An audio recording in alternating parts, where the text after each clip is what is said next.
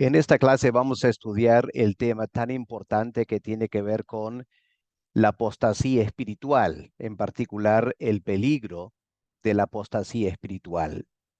Por ser un tema importante, lo vamos a dividir en dos partes. Primero vamos a estudiarlo en forma general y luego vamos a detenernos en dos pasajes claves en Hebreos que tenemos que estudiar en detalle para poder contestar esta pregunta acerca de si es posible que el creyente cometa apostasía espiritual. Planteemos la pregunta general. ¿Qué es la apostasía? ¿Cómo entienden ustedes esta palabra apostasía? Antes de entrar en detalles, habría que comentar lo siguiente. ¿Será necesario estudiar este tema? Al fin y al cabo, en las clases anteriores, hemos analizado la doctrina de la perseverancia de los santos. Hemos notado que tanto el carácter de Dios, los propósitos de Dios, sus promesas, el don del Espíritu Santo, etcétera, pareciera garantizar que todos aquellos a quien Dios ha escogido para la salvación, que han nacido de nuevo, que han recibido el Espíritu Santo, ellos indefectiblemente van a perseverar en la salvación. De ser así, entonces uno podría pensar, la apostasía espiritual no entra. Sin embargo, cuando leemos la Biblia, enfrentamos varios pasajes que apuntan precisamente al peligro de la apostasía espiritual. Por eso tenemos que estudiar este tema. Lo vamos a hacer en tres partes. En primer lugar, vamos a analizar la palabra en sí. ¿Qué significa el término apostasía? Luego vamos a ver qué clase de persona es capaz de cometer apostasía espiritual. Y luego entraremos en el análisis bíblico de aquellos pasajes que hablan del peligro de la apostasía espiritual. Empecemos con el significado de la palabra. Este término se encuentra en la carta de Pablo a los tesalonicenses en la segunda carta, capítulo 2, versículo 3.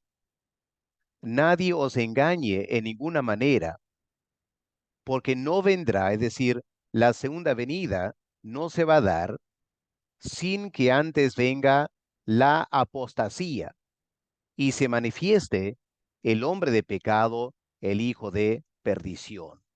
Aquí está la palabra apostasía. Interesante, no es una palabra española, es una palabra que hemos prestado del idioma griego. La palabra apostasía es un término griego que viene del verbo afistemi. Este verbo significa pararse aparte. Tiene la idea de abandonar o apartarse de. Vamos a ver algunos ejemplos del uso de esta palabra en el sentido que podemos llamar el sentido secular o neutral. Miren en Lucas 2, el versículo 37, cómo el término se usa en este contexto, hablando de esa viuda anciana Ana. Dice Lucas 2:37, era viuda hacía 84 años y no se apartaba del templo.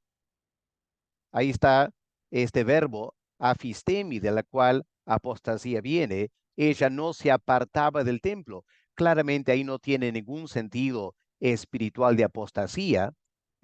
Simplemente significa que ella no se paró aparte del templo, no salió del templo, no abandonó el templo. También en capítulo 4 de Lucas, el versículo 13, interesante el uso de este verbo aquí. Cuando el diablo hubo acabado toda tentación, se apartó de él por un tiempo. Afistemi. Otra vez no tiene el sentido de apostasía, tiene el sentido simplemente de apartarse física o espiritualmente del Señor Jesús, para luego volver a tentarlo. Así que este verbo afistemi tiene este sentido que podemos llamar secular, neutral.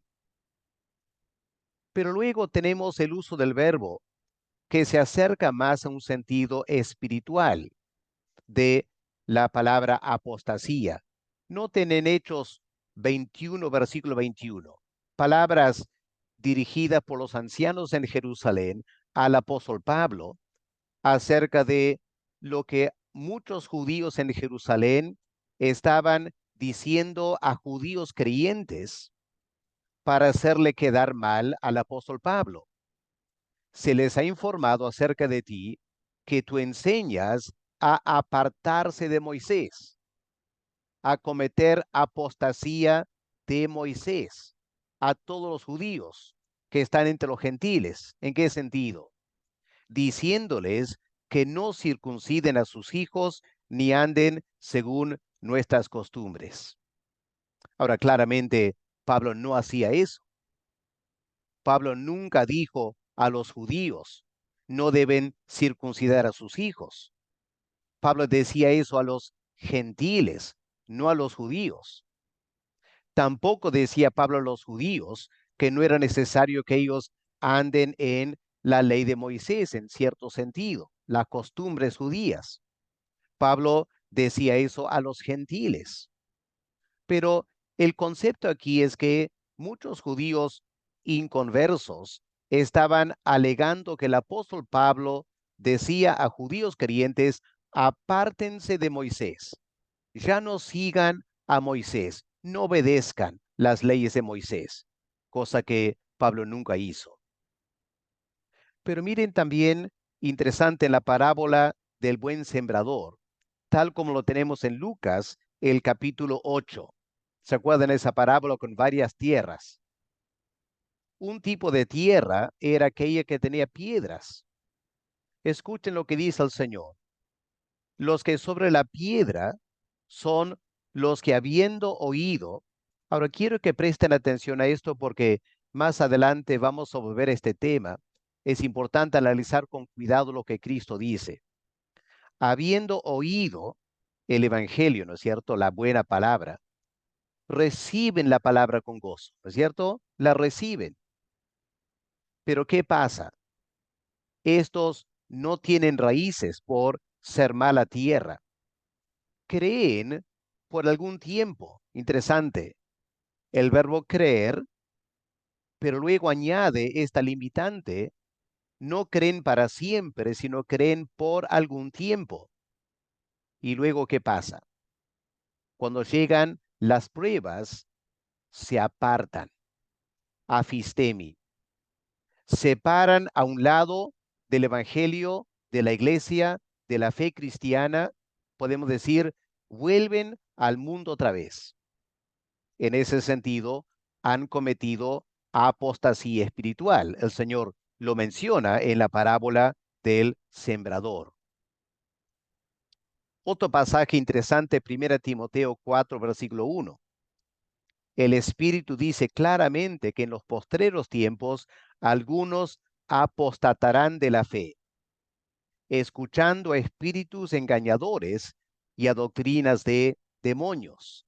Así que Pablo, quizás un eco de lo que dicen Segunda Tesalonicenses 2, versículo 3, la apostasía de los últimos tiempos, aquí hace eco a eso, hablando de personas que pueden apostatar de la fe, en este caso, no por pruebas humanas, sino escuchando a espíritus engañadores y a doctrinas de demonios. El autor de Hebreos también contempla este peligro en Hebreos 3, versículo 12, cuando dice, cuídense hermanos, de que ninguno de ustedes tenga un corazón pecaminoso, incrédulo, que los haga apartarse del Dios vivo. Así que no es solo apartarse de la fe, no es solo apartarse de la sana doctrina, es también esta clase de apostasía, apartarse del Dios vivo. Así que ahí tenemos la palabra apostasía, el verbo afistemi, el concepto general. Ahora es muy importante que contestemos esta pregunta. ¿Quiénes son las personas que cometen apostasía espiritual? No es cualquier persona. Podemos decir el inconverso, el que nunca va a la iglesia cristiana, él no es capaz de cometer apostasía espiritual porque nunca estuvo en el evangelio. Así que apostasía espiritual se limita en primer lugar a personas que profesan la fe cristiana. La Biblia advierte, ¿no es cierto? Es posible aparentemente creer, profesar la fe cristiana y al final apartarte, abandonar la fe cristiana y volver al mundo. En segundo lugar, se aplica a personas que asisten a una iglesia cristiana. No solo creen a título personal cuando compartes con ellos el evangelio y toman una decisión de fe. No, está hablando también de aquellas personas que empiezan a asistir a la iglesia, seguramente se podrían bautizar, empiezan a desarrollar ministerios en la iglesia, podían pasar años en la iglesia, pero al final se apartan de la fe. Noten aquí en este pasaje 1 Timoteo 4:1, la razón por la cual esto se da. A lo menos un ejemplo de apostasía espiritual es cuando escuchan a espíritus engañadores, es decir, no directamente escuchando a demonios, aunque podría ser, pero mucho más frecuente es prestar atención a falsas doctrinas que demonios han inducido a ciertos profesores de teología o predicadores a enseñar. Lamentablemente, en la historia de la iglesia han habido muchos falsos maestros que Satanás se encarga de colocar en la iglesia. Esos falsos maestros tienen doctrinas erradas que los demonios, Satanás mismo, les ha inducido a creer. Algunos tienen una tremenda facilidad de palabras para convencer. Y el peligro es que gente en la iglesia, prestando atención a estas falsas doctrinas, pueden terminar apostatando de la fe cristiana. Pero hay que entender que esto no se limita al fin del mundo. No estamos hablando simplemente de la apostasía antes de la segunda venida. Porque en el primer siglo, en la primera carta de Juan, el apóstol Juan ya hace referencia a ciertas personas en el primer siglo que cometieron apostasía espiritual. Escuchemos lo que dice Juan. Hijitos, es la última hora y han oído que va a venir un anticristo. Pero aquí está el problema, dice Juan. Ya han venido varios anticristos. Juan al fin del primer siglo, en esa parte de Asia Menor, él ya eh, tuvo que confrontar a varios malos maestros, falsos maestros que estaban engañando a gente en la iglesia. Por eso Juan dice, han venido varios anticristos, por lo cual eso confirma que es la última hora. Ahora, miren lo que él añade. Esa gente salió de entre nosotros, se apartaron de nosotros, cometieron apostasía espiritual. Ahora, noten con cuidado lo que Juan dice, pero no eran de nosotros, no eran de los nuestros. Eso es interesante.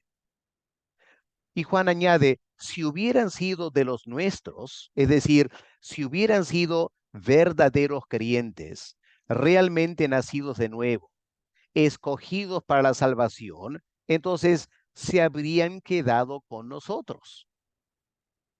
Así es como descubrimos en la iglesia local que no todos que asisten a la iglesia son de los nuestros, son verdaderos creyentes.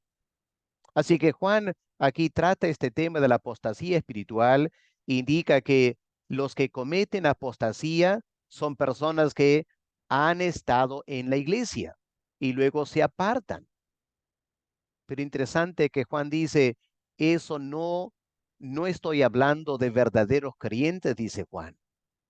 Estoy hablando de personas que realmente, aunque estaban en la iglesia por un tiempo, no eran verdaderos creyentes. Y en algún momento dado, escucharon a falsos maestros, fueron engañados y se apartaron de nosotros para formar un grupo sectario. De todos modos, ahí está, eh, personas que cometen apostasía espiritual. Si vamos a 2 Timoteo 4, el versículo 3 y 4, el apóstol Pablo advierte de este gran peligro del engaño espiritual. En toda esta época, desde la primera venida de Cristo hasta la segunda venida, que es lo que la Biblia llama los últimos tiempos. Pablo dice, porque vendrá el tiempo en que los hombres no soportarán la sana doctrina. Qué triste, ¿no? No soportarán, no aguantarán, no querrán escuchar, sino que llevados de sus propios deseos, se rodearán de multitud de maestros, claramente pensando en la iglesia, ¿no es cierto? Que les dirán palabras halagadoras y así apartarán de la verdad. Aquí está la apostasía, ¿no es cierto? Apartarán de la verdad el oído y se volverán a las fábulas. Pueden ver en la imagen. Hay un edificio donde se transmite verdades incómodas. La iglesia donde el pastor predica la sana doctrina. Y luego hay otro edificio donde se promueven mentiras reconfortantes. Ahí el pastor, el predicador, enseña lo que la gente quiere escuchar, según lo que Pablo dice aquí en 2 Timoteo. Y verán ahí la gran fila para entrar al segundo edificio y nadie parece entrar al primer edificio.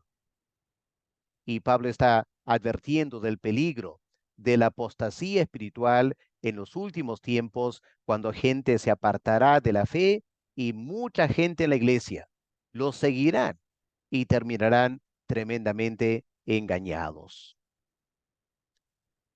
Pero el mismo Señor Jesús nos advirtió del peligro de la apostasía espiritual. En Mateo capítulo 24, en este capítulo donde el Señor Jesús habla de la segunda venida, las señales de la venida. Y es en ese contexto que el Señor advierte del peligro del engaño espiritual. En primer lugar, a través de falsos profetas y también falsos cristos que vendrán para engañar y hacer que mucha gente en la iglesia cometa apostasía espiritual. En versículo 9, el Señor indica que la persecución también generará la apostasía. Lamentablemente, a lo largo de los siglos han habido momentos de gran persecución en la iglesia. Los creyentes han soportado esa persecución, pero nunca faltan personas que frente a la persecución deciden abandonar la fe cristiana para no sufrir apostasía espiritual. También el Señor menciona el problema de la maldad. El Señor dice, porque la maldad, el pecado aumentará en los últimos tiempos, el amor de muchos se va a enfriar. Gente en la iglesia que por un tiempo decían que amaban el Evangelio, amaban al Señor, cuando ven la maldad aumentar, el pecado aumentar, se sienten seducidos por la carne, atraídos por el mundo, su amor al Señor se empieza a enfriar y tarde que temprano van dejando a la iglesia, volviendo otra vez al mundo, apostasía. Ahora el Señor en versículo 13 nos indica cuál es la forma de evitar la apostasía espiritual. ¿Cómo podemos asegurarnos la salvación y nunca cometer apostasía. Bueno, dice el Señor, es a través de la perseverancia. Versículo 13, el que persevere hasta el fin, éste será salvo. Obviamente, el que persevera no comete apostasía espiritual y por lo tanto es salvo al final. Ahora, todo eso estamos hablando de apostasía en forma general, tensiones y movimientos en la iglesia que afectan a un gran número de personas que se llamaban cristianas y al final abandonaron la fe. Pero ¿qué de casos de apostasía personal? En Hechos 5 parece que tenemos un caso de eso con Ananías y Zafira. Claramente estaban en la iglesia, estaban disfrutando la vida de la iglesia. Y un día vieron como Bernabé vendió un terreno, dio todo el dinero a la iglesia y Bernabé fue altamente felicitado. Y parece que Ananías y Zafira querían también recibir esa felicitación de la iglesia, pero no estaban dispuestos a dar todo el dinero. Así que se pusieron de acuerdo para engañar a la iglesia. Vendieron el terreno, digamos, por $15,000 y al final dieron a la iglesia $12,000 y se quedaron con $3,000, más o menos, digamos. Estoy usando la imaginación, ¿no es cierto? Pero Pedro, guiado por el Espíritu Santo, los confrontó. Los acusó de haber mentido al Espíritu Santo. Y Dios mismo les quitó la vida al instante. Ahora hay cierta duda quizá, pero para mí da la impresión que aquí personas que perdieron la salvación, murieron y no fueron a la presencia de Dios. Y es a la luz de casos como Ananías y Zafira que el autor de Hebreos escribe: cuídense, hermanos, de que ninguno de ustedes tenga un corazón pecaminoso. Ananías y Zafira tenían esa clase de corazón, un corazón incrédulo. ¿En qué sentido eran Ananías y Zafira incrédulos? En que no creían que Dios estaba viendo lo que ellos hacían.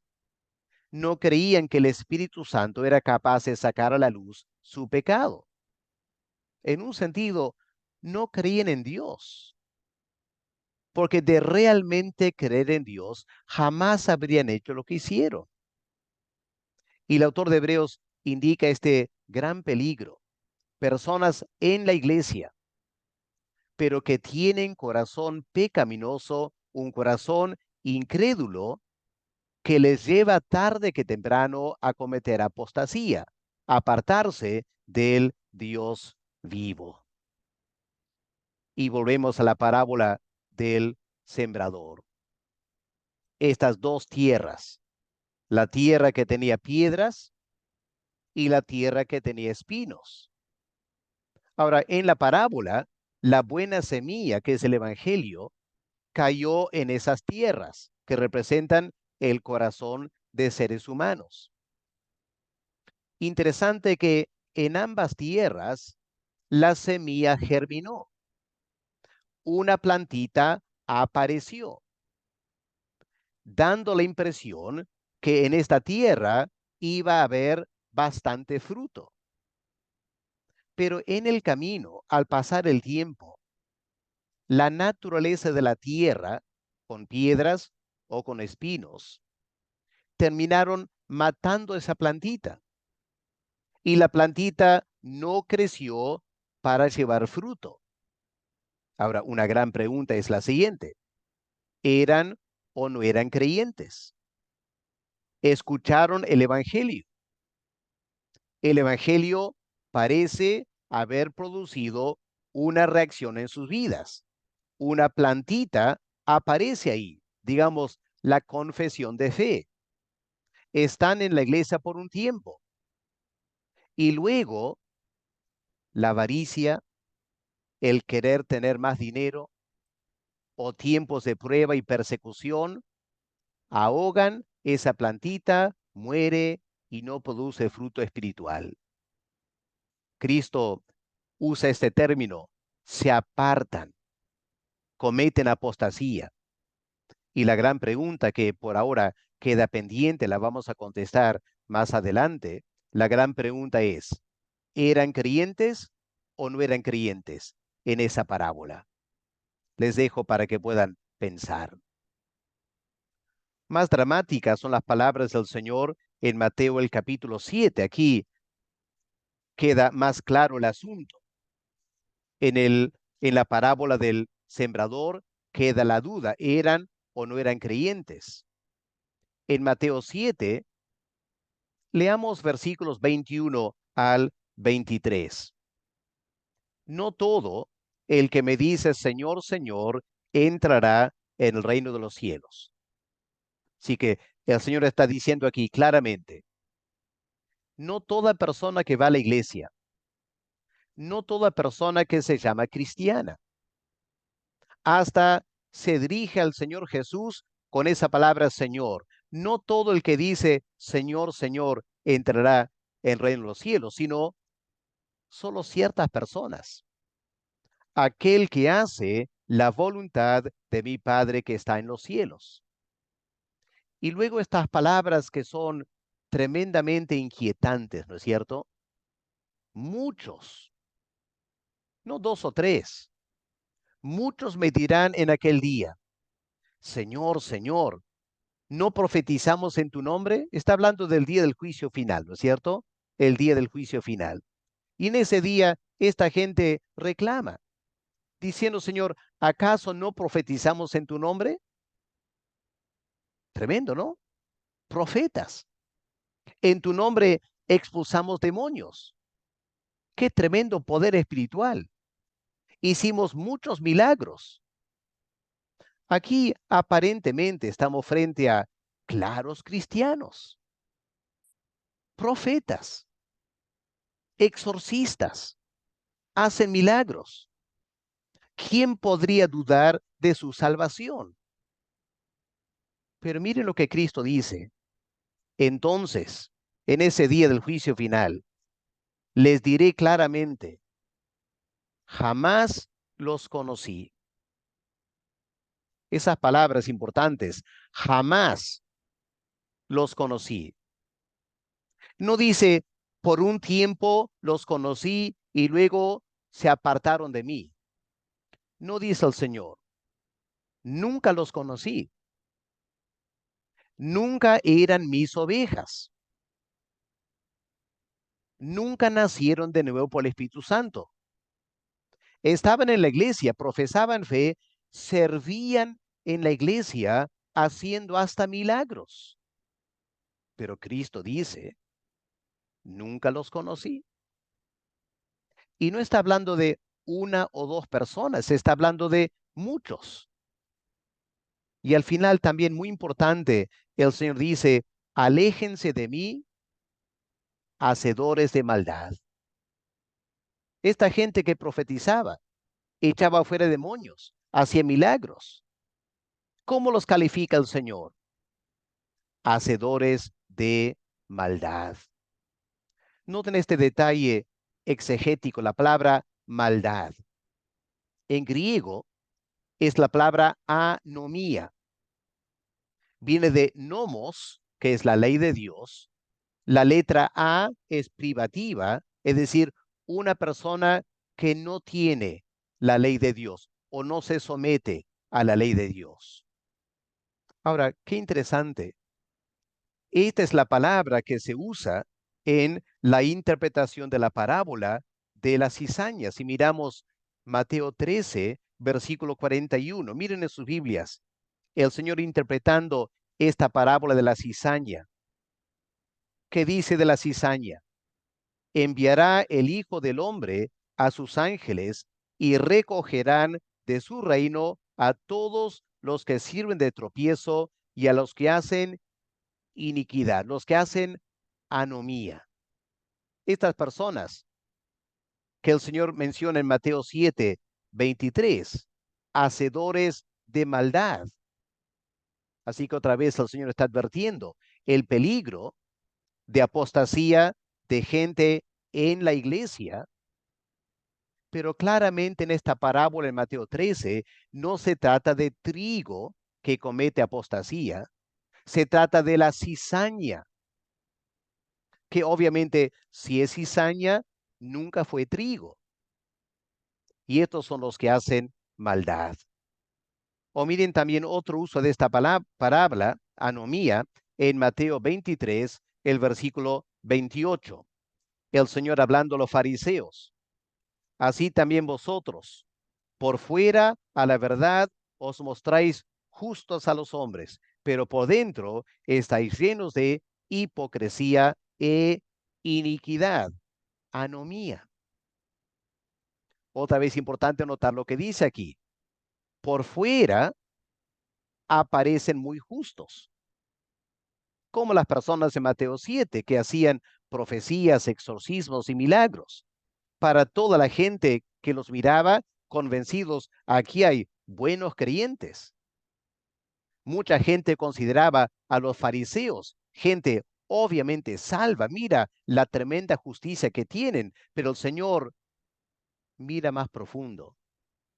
Y Él dice que por dentro, donde nadie más aparte de Dios puede ver, nadie más aparte de Dios y la misma persona. La persona sabe muy bien lo que tiene adentro. Y ahí adentro había iniquidad. También es la palabra que el Señor usa en Mateo 24, versículo 12, del tiempo del anticristo. Mas por haberse multiplicado la maldad, la anomía en los últimos tiempos, es la anomía, la maldad que lleva a la apostasía espiritual.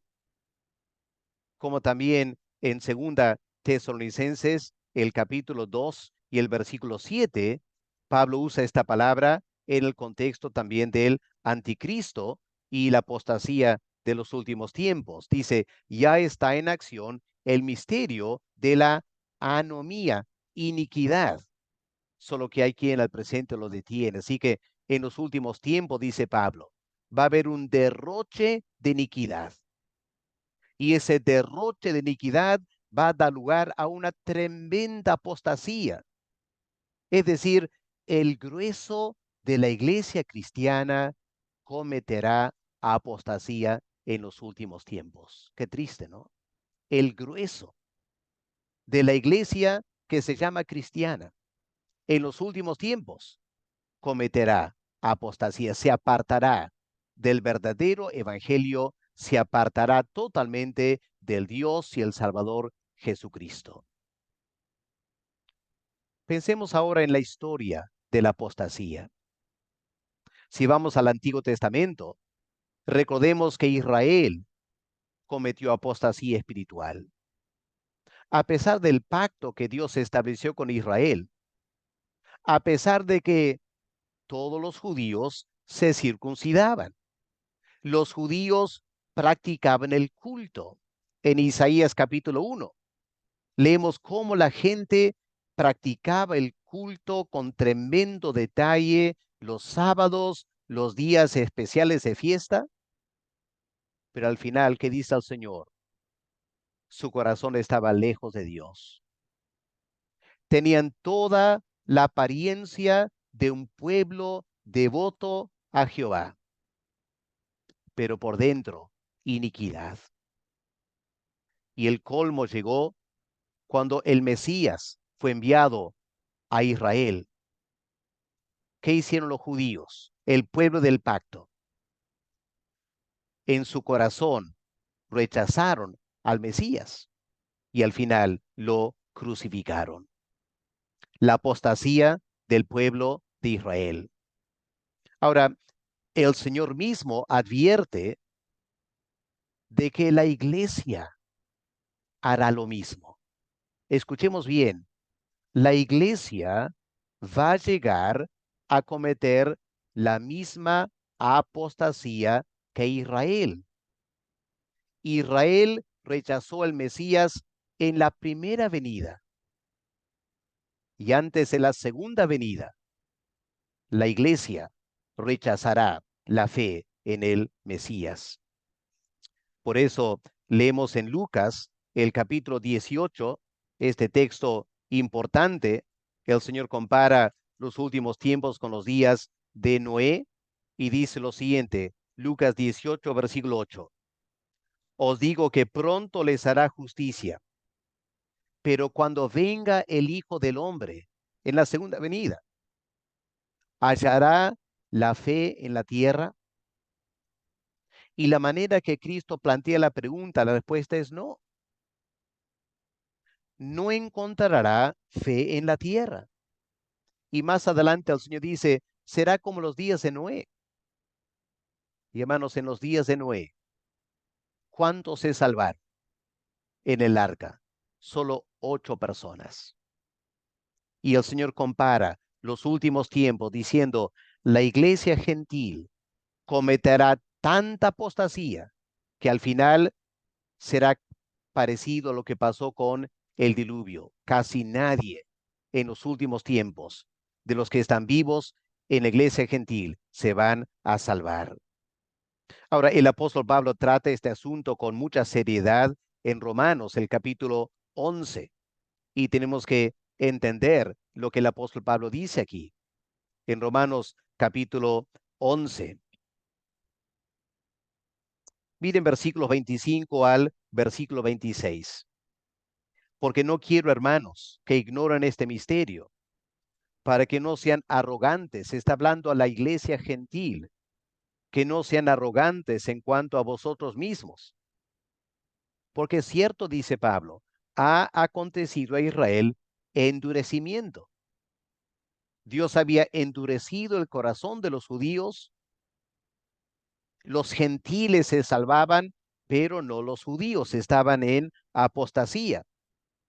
Pero Pablo dice, hasta que haya entrado la plenitud de los gentiles. Es decir, hasta que todos aquellos gentiles que Dios ha escogido para la salvación. Un día, dice Pablo, va a llegar el momento que todos esos escogidos serán salvos. ¿Y luego qué va a pasar? Bueno, luego, dice Pablo, se va a invertir el proceso. Los gentiles cometerán apostasía espiritual y eso dará lugar a que Israel vuelva a entrar al nuevo pacto y todo Israel será salvo. Así que si miramos Romanos 11, versículo 11, escuchemos lo que dice Pablo aquí. Digo pues, ¿han tropezado los de Israel para que cayesen? ¿Dios los ha abandonado para siempre? No, ninguna manera. Pero por su transgresión, su apostasía nacional, vino la salvación a los gentiles. Pero noten lo que Pablo entiende. La salvación de los gentiles es para que un día provoquen a celos a los judíos. Y el proceso Pablo describe en versículo 20 en adelante, Romanos 11, versículo 20. Bien, dice Pablo, por su incredulidad, hablando de los judíos, por su apostasía, esos judíos fueron desgajadas, la nación de Israel fue desgajada. Pero tú, como gentil, representante de los gentiles, por la fe estás en pie. Bueno, dice Pablo, no te ensoberbezcas, sino teme, no te creas, teme. Y aquí la lógica de Pablo, qué interesante la lógica de Pablo, porque si Dios no perdonó a las ramas naturales cuando cometieron apostasía, a ti tampoco te perdonará. Hablando colectivamente de los gentiles cristianos, tampoco te perdonará. Y aquí está la bondad y la severidad de Dios. La severidad ciertamente para los que cayeron, los judíos apóstatas, la bondad para contigo. Si permaneces en esa bondad, porque de otra manera tú también serás cortado e Israel será reinjertado otra vez. Y es lo que Pablo dice en versículo 25. llegará un día donde la apostasía se va a manifestar en la iglesia gentil a escala masiva, hasta que no quede casi ningún verdadero creyente gentil.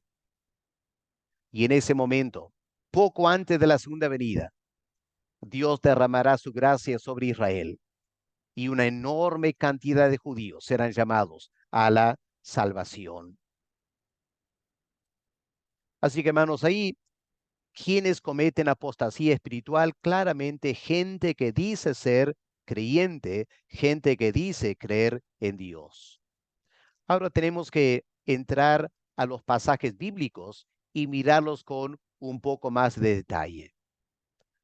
Aquí hay que trabajar la exégesis, la teología, para poder entender bien este tema de la apostasía espiritual. Empecemos en Romanos 8.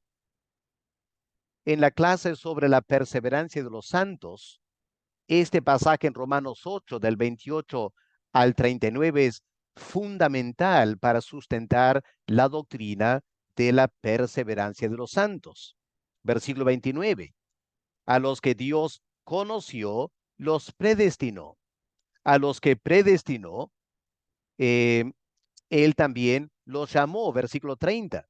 A los que llamó, los justificó. A los que justificó, a estos también glorificó. Y ante la pregunta implícita, ¿podría alguna persona predestinada a la salvación, escogida por Dios a la salvación, en algún momento cometer apostasía y apartarse totalmente del Evangelio? Bueno, el apóstol Pablo parece dar a entender que no, porque al final el apóstol Pablo dice, versículos 38 y 39, estoy seguro, dice Pablo, que ni la muerte, ni la vida, ni ángeles, ni principados, ni potestades, ni lo presente, ni lo porvenir, ni lo alto, ni lo profundo, ninguna cosa creada nos podrá separar del amor de Dios. Así que resulta un poco difícil meter aquí la apostasía en verdaderos creyentes. De todos modos, en capítulo 9, una persona le pregunta a Pablo, pero espera un momento, Pablo. Si tú estás diciendo que los propósitos de Dios nunca fallan, a los que Dios escoge, ellos sí o sí serán salvos. Pablo, ¿y qué pasó con los judíos entonces? Los judíos cometieron apostasía espiritual. Así que parece que esta gran enseñanza en capítulo 8 no es cierto, porque no pasó con los judíos. Es aquí que es muy importante notar en capítulo 9 lo que el apóstol Pablo dice del versículo 6 en adelante. Permítame leer este pasaje. Quiero que presten mucha atención. Lo que tiene que ver con el capítulo 8, la elección de Dios. Pablo dice, no es que haya fallado la palabra de Dios, la palabra de elección, la palabra de predestinación para los judíos. Pablo dice, no, no ha fallado la palabra. Y aquí está la aclaración, porque no todos los nacidos de Israel son de Israel. Qué importante este principio. Ni por ser descendientes de Abraham son todos hijos suyos, sino que en Isaac será llamada tu descendencia. Ahora, Ismael era hijo de Abraham. La promesa aparentemente era para Abraham y toda su descendencia, pero Ismael no participó en esa promesa de la bendición espiritual, solo en Isaac. Entonces Pablo concluye lo siguiente, versículo 8. Esto quiere decir que no son los hijos de la carne los que son hijos de Dios, más bien los hijos de la promesa. Ellos son contados como descendencia. Ahora quiero que tratemos de concentrar en este principio un momento. Pablo establece un principio muy importante para el tema de la salvación. La salvación no depende de la carne, sino de la promesa. Pensemos en Abraham. ¿Cómo nació Isaac? Isaac nació por un esfuerzo de la carne, pero Dios rechazó a Isaac. Perdón, Dios rechazó a Ismael. Isaac heredó las promesas de la bendición que iban a darse en Cristo. ¿Cuál es la gran diferencia entre Ismael e Isaac? Bueno, Ismael es el resultado del esfuerzo humano, la decisión humana. Isaac es el resultado de la promesa de Dios, el milagro de la concepción en Sara siendo estéril y Abraham teniendo ya 100 años. Ahora, esa promesa está vinculada con la doctrina de la elección, como Pablo aclara en Romanos 9, versículos 9 al 11. Noten cómo Pablo vincula la promesa con la elección, versículo 9. Porque la palabra de la promesa es esta: por este tiempo vendré y Sara tendrá un hijo. Y no solo esto, sino también cuando Rebeca concibió de uno de Isaac nuestro padre, pues no habían aún nacido, ni habían hecho aún ni bien ni mal, para que el propósito de Dios, conforme a la elección, permaneciese, no por las obras, sino por el que llama. Se le dijo: el mayor, Esaú, servirá al menor, a Jacob. Hermanos, espero que lo puedan entender cómo se aplica esto a la fe cristiana. Podemos predicar el evangelio y podemos llamar a las personas al arrepentimiento y a la fe en Cristo. ¿Y cuántas personas deciden: amén, yo quiero creer en Cristo, yo quiero ser salvo? Aquí está la gran pregunta. Esa decisión de creer y anhelar ser salvo, ¿es el resultado de la obra de Dios en la persona o es el resultado de su carne? Confieso que como joven, varias veces yo entregué mi vida a Cristo. ¿Por qué? Bueno, porque no quería ir al infierno. Y el predicador que habló con tanta elocuencia del infierno me asustó. Y cuando hace la pregunta: ¿y quién quiere evitar ir al infierno? ¿Quién quiere que Dios le salve? Yo alcé la mano. Pero era mi decisión. Yo estaba obrando en la carne. Yo quería salvarme del infierno. Dios no hizo nada en mí. Y yo me di cuenta porque después de orar con el evangelista, nada pasó en mi vida. Seguía igual que antes. Ahora, si yo hubiera sido más grande, yo era niño todavía, si hubiera sido más grande en una iglesia hoy en día, quizá me hubieran puesto en una clase de verdades básicas y de repente después me hubiera bautizado y hubiera empezado a trabajar en la iglesia. Pero todo el tiempo sería una persona que tomó una decisión en la carne. Dios no tuvo nada que ver con esa decisión de estar en la iglesia. Ese es el caso de Ismael, el caso de Esaú. Pero una cosa totalmente diferente es cuando Dios hace la obra en la persona y Dios cumple la promesa. Cree en el Señor Jesucristo y será salvo. Y el Espíritu Santo concede esa fe para creer. Y cuando cree, nace de nuevo y es consciente de que ya no es la persona que era antes. A eso es muy diferente, ¿no es cierto? Ahí está la obra de Dios.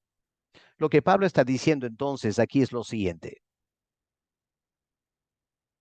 En el Antiguo Testamento hay que marcar una gran diferencia entre toda la nación de Israel, que todos eran hijos de Jacob, Y entre todos ellos, ¿quiénes eran el remanente de judíos que realmente creían en Dios de todo corazón y habían experimentado el nuevo nacimiento? Pablo dice aquí, ¿no es cierto? Hay que marcar una enorme diferencia entre el Israel de la carne, todos descendientes de Abraham, y el Israel espiritual, aquellos hijos de la promesa que Dios había escogido para la salvación. Esa distinción del Antiguo Testamento, obviamente Pablo la hace del Nuevo Testamento hablando de los miembros de la iglesia. Es por eso, hermanos, que la Biblia nos exhorta una y otra vez a examinarnos. Resulta muy importante, espero que podamos entender esto, hermanos, resulta muy importante estar seguros que yo estoy en la iglesia no por simple decisión de la carne mía, sino que Dios realmente ha obrado en mí. Ahora, va a haber una diferencia, pero la manera de saber la diferencia es examinándonos. Por eso el salmista dice en Salmo 26, examíname, oh Señor, y pruébame, escudriña mi mente y mi corazón. Está diciendo, hazme saber si realmente soy un hijo tuyo. Examíname, pruébame. O Salmo 139, examíname, oh Dios, conoce mi corazón. Ahora, no es que David quería que Dios sepa si él no era creyente, no. David necesita saber. Por eso le pide a Dios ayuda. Examíname, oh Dios, conoce mi corazón, pruébame, conoce los pensamientos que me inquietan. Señálame cualquier cosa en mí que te ofenda y guíame por el camino eterno. Hasta el libro de Lamentaciones leemos, escudriñemos nuestros caminos y buscamos y volvamos a Jehová. Y en el Nuevo Testamento, la exhortación de Pablo, 2 Corintios 13, versículo 5. Examínese para saber si su fe es genuina. Ahí está clarísimo en la Biblia, ¿no es cierto? ¿Quieres evitar el peligro de la apostasía espiritual? Necesitas estar seguro de tu salvación. Así que examínate para saber si la fe que tú tienes es realmente una fe genuina que viene de Dios y por lo tanto durará para siempre, el caso de la buena tierra en la parábola del sembrador. ¿O será que la fe que tú tienes es una fe humana, una respuesta tuya, netamente tuya, que por alguna razón has decidido que quieres entregarte al evangelio, quieres ser evangélico? Pero podría ser esa tierra pedregosa, esa tierra con espinos, y tarde que temprano va a cometer apostasía. Y Pablo continúa, pruébense a sí mismos. Sin duda saben que Jesucristo está entre ustedes. De no ser así, ustedes han reprobado el examen de la fe genuina. Todo depende si Cristo está en mi corazón, si Él controla, gobierna mi corazón. Hay que examinarse. Ahora, Pablo, obviamente, él hacía eso, se examinaba. Pero Pablo también era muy exigente consigo mismo. 1 Corintios 9, Pablo dice, yo corro cada paso de la vida cristiana con un propósito. Disciplino mi cuerpo, entreno para que haga lo que debe hacer. De lo contrario, temo que después de predicarles a otro, yo mismo quede descalificado. Bueno, dice Pablo, yo no quiero quedar descalificado. Yo no quiero jamás cometer apostasía espiritual. Así que me examino en primer lugar y en segundo lugar, aun cuando Dios me confirme que soy un verdadero creyente, aún así no juego con la carne me disciplino, me sacrifico, me esfuerzo, porque yo quiero llegar a la meta de la salvación. El apóstol Pedro dice algo parecido, ¿no es cierto? Segunda de Pedro. Por lo tanto, hermanos, esfuércense más todavía por asegurarse del llamado de Dios, que fue quien los escogió. Si hacen estas cosas, lo que Pedro había dicho de añadir a la fe virtud, a la virtud paciencia, amor, dominio propio, etcétera. Si hacen estas cosas, ¿qué dice Pedro? No caerán jamás, jamás van a cometer apostasía. Se les abrirán de par en par las puertas del reino eterno. Así que el antídoto para la apostasía espiritual es examinar nuestros corazones y también esforzarnos en la vida cristiana para que haciendo eso confirmemos nuestra elección y jamás cometamos apostasía espiritual. Y en la primera carta de Juan leemos reiteradas veces, en esto sabemos que somos verdaderos creyentes. En esto sabemos que nosotros le hemos conocido si guardamos sus mandamientos. Aquí hay una prueba, ¿no es cierto? Hay que preguntarnos, ¿estoy guardando los mandamientos de Dios? ¿Anhelo guardar esos mandamientos? ¿Siento un poder de parte de Dios para guardar esos mandamientos? Cada persona sabe, cada persona sabe. El que no tiene una fe genuina, sabe en el fondo de su corazón que no quiere guardar los mandamientos divinos. Lo hace aparentemente externamente para quedar bien en la iglesia, pero al fondo en su corazón no quiere. Preferiría que Dios diga otra cosa, que lo libere de los mandamientos.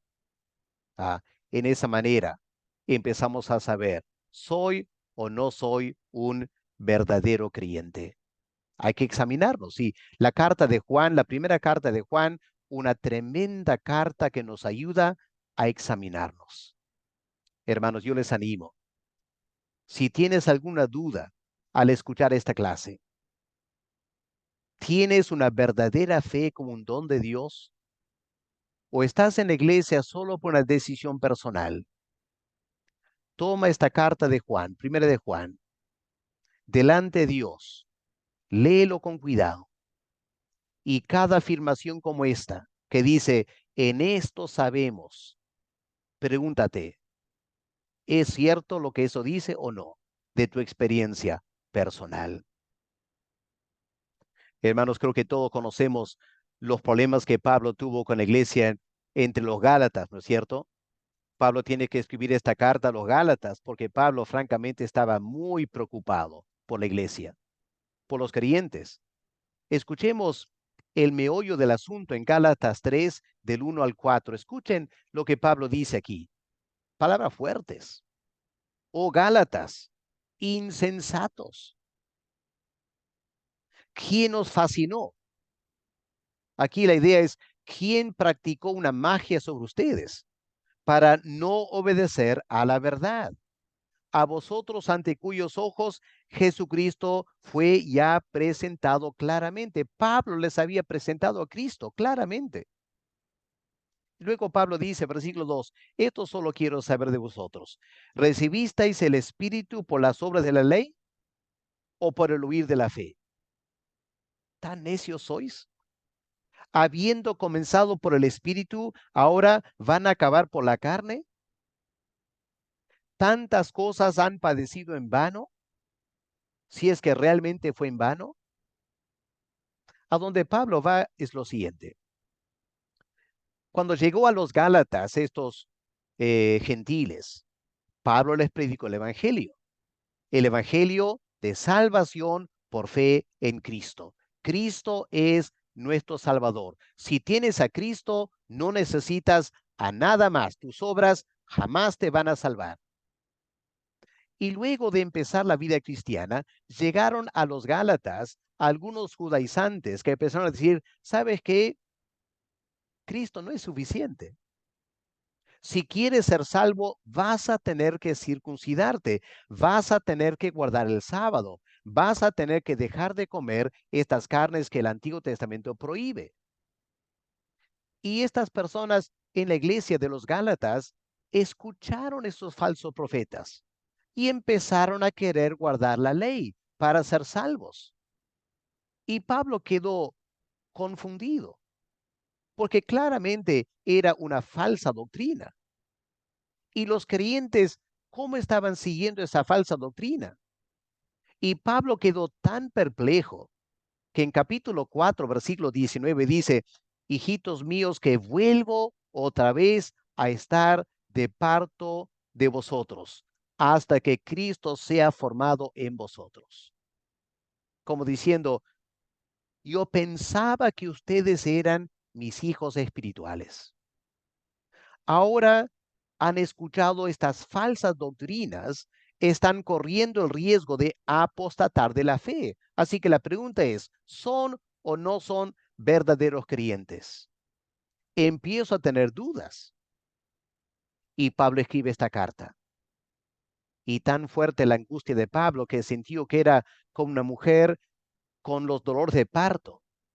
Y Pablo dice, parece que tengo que empezar todo otra vez para que ustedes nazcan de veras del Espíritu Santo y que yo sepa que ustedes son verdaderos hijos de Dios, no personas que solo aceptaron en la carne el mensaje que yo les prediqué. Qué difícil ese momento para el apóstol Pablo, porque Pablo dice, ustedes sufrieron un poco de persecución al comienzo, pero si al final ustedes solo tienen una fe humana, no una fe de Dios, ese sufrimiento fue totalmente en vano, porque no son salvos y están corriendo riesgo de la apostasía espiritual. Sigue Pablo, preocupado por los Gálatas. Qué diferente la actitud de Pablo en otras cartas. ¿Se acuerdan Filipenses 1, versículo 6? ¿Qué dice Pablo de los creyentes en Filipos? De esa mujer Lidia, del carcelero convertido, de la mujer endemoniada que liberó. ¿Qué dice Pablo? Estando persuadido. ¿De qué? El que comenzó en ustedes la buena obra, la perfeccionará hasta el día de Jesucristo. Pablo no tenía duda alguna en cuanto a los creyentes en Filipos.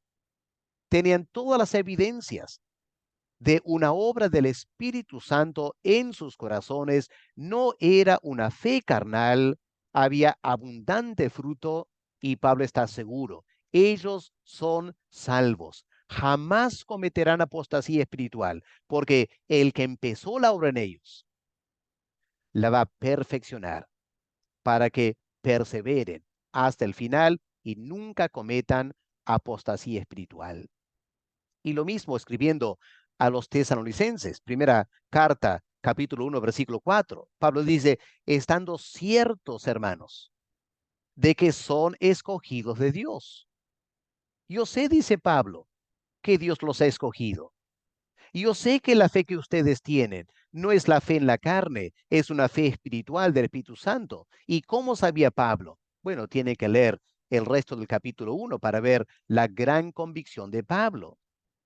Los frutos en la vida de estos creyentes en Tesalónica, el cambio radical, la pureza de su doctrina, las buenas obras que estaban haciendo, todo apuntaba a una verdadera conversión de la cual no habría apostasía espiritual. Así que, hermanos, aquí estamos entrando en este tema de la enseñanza bíblica. Ahora llegamos a la carta a los Hebreos. Aquí habrá que detenernos porque hay pasajes complejos que tenemos que estudiar.